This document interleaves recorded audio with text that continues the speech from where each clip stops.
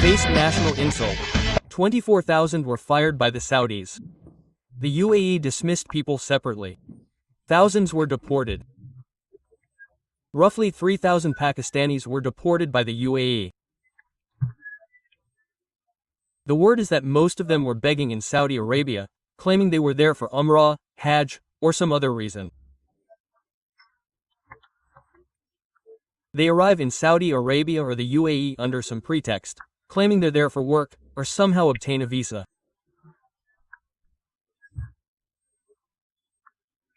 These people arrive in Saudi Arabia and the UAE, and then either get caught in some kind of criminal activity, or are arrested for begging.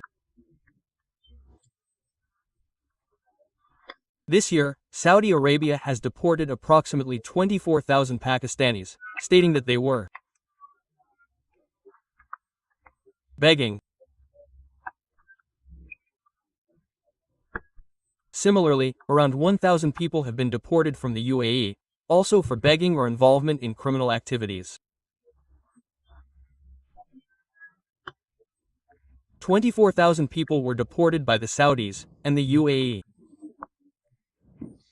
deported thousands more.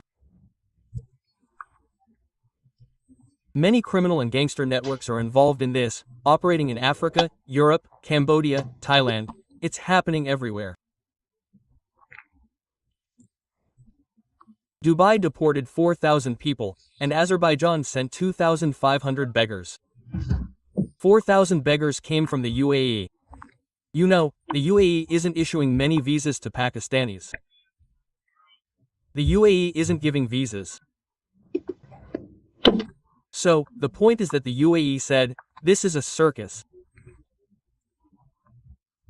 It's a spectacle.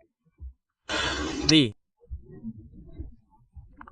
UAE has also suspended our visas for this reason.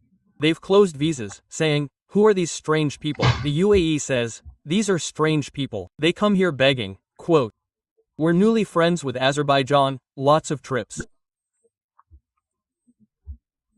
I was just in Azerbaijan recently.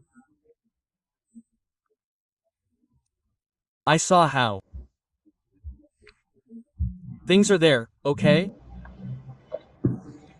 So, the point is,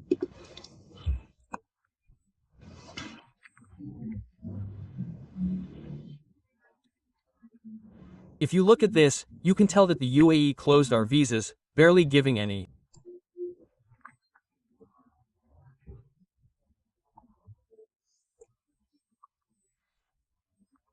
Someone told me they only give visas to people over 55.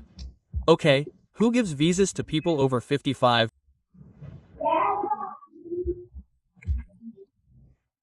Not kids, but people over 55. So, that's the thing. Visas are given to people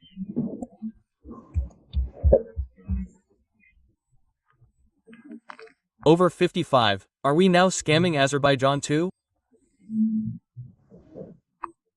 How long will we be like this? When will we become a nation? This begging in Pakistan is a highly structured enterprise. It's not desperation, it's structured. Thousands are involved. Thousands are into this game.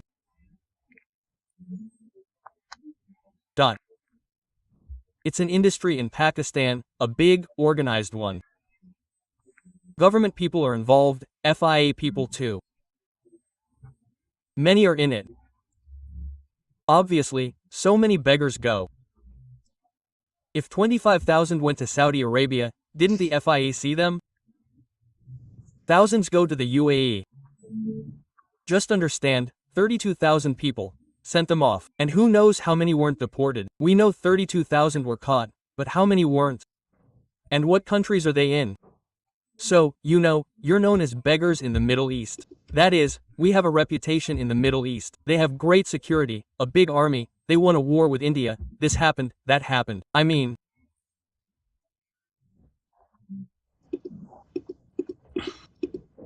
this is a narrative, right? If it's true, it's true. This is a narrative, so you can imagine how, what's the word, humiliating it is. This is definitely very disturbing news, but it's not the first time. Saudi Arabia, the UAE, and several Gulf countries have complained to Pakistan before.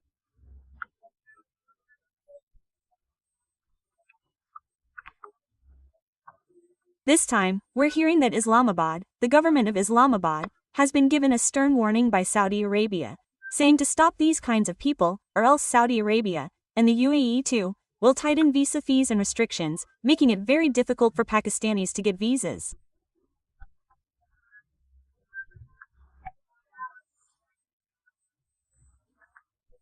So, if someone wants to go to the UAE, they'll have trouble getting a visa.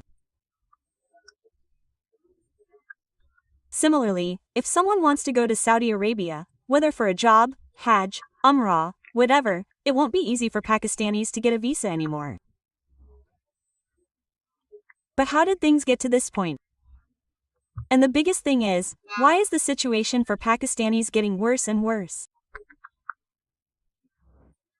We've never heard, even since childhood, we've never heard of so many Pakistani beggars being caught or found begging somewhere. Yes, it's true that a few people who went for Hajj and Umrah always mentioned that there were some Pakistanis there who they were begging, or as some Pakistanis say, we came for Umrah or Hajj, but now we don't have a return ticket, or something like that. By doing this, many Pakistanis were seen, and people noticed, but in such large numbers that in 1 year, nearly 24,000 people from there and about 6,000 from the UAE were deported in this way, and this number keeps increasing. I mean, instead of decreasing, these numbers are going up, and these numbers keep increasing, that Pakistani beggars are visible everywhere. But is this situation only for those who live in poverty here, or let's say those who don't have jobs, or those who are in other kinds of financial crises? Is it just them? No. If we look at the government of Pakistan now, or even the previous governments, whether it was Imran Khan, or Nawaz Sharif, or many other people, they have always been seen begging for money from Saudi Arabia, or groveling before the World Bank and IMF, or going to China and pleading for some money. Now, the country's situation is getting worse and worse. It's another thing that the government doesn't openly admit it, nothing is clearly said on our mainstream media, and that's why the condition of the general public is also getting worse and worse. People here, let's say, even clean drinking water has to be bought, so you can understand what the situation of the people has become, that if they even have to drink water, whether it's Karachi or anywhere else. Just a few days ago, Bilawal Bhutto Zardari also said that he buys water to drink. Now, if such big people have to